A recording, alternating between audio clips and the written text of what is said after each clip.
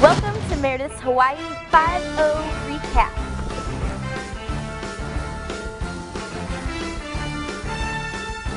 So this week on Hawaii 5-0, it starts out with this epic car crash scene in order to get this big-time executive taken hostage by Russian spies.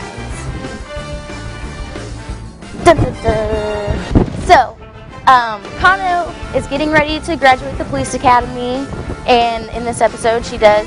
So this big executive gets kidnapped, and Kano's staying with the family to try and keep security at their place, while McGarrett, Dano, and Chin are out chasing around the evidence. You know, all the same crime fighting goes on.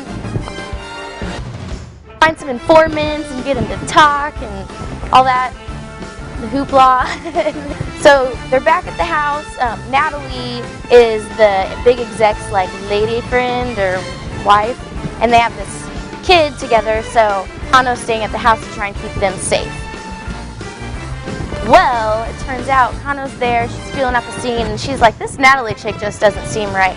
So she's like giving her the eye, and then all of a sudden, just bam, bitch fight goes on in the kitchen, knives and punches and pulling hair, and then the bitch fight gets taken to the pool where you see some wet titties and it gets really hot and bloody. And then everyone meets up at the warehouse, and an abandoned warehouse typically, and the executive sees Natalie and he's like, oh, how could you? And they're all speaking Russian and shit to each other, and it just totally is like a rip-off of current events, you know, that sort of thing. There's big gunfights and explosions, and then bam! Book 'em, Dano!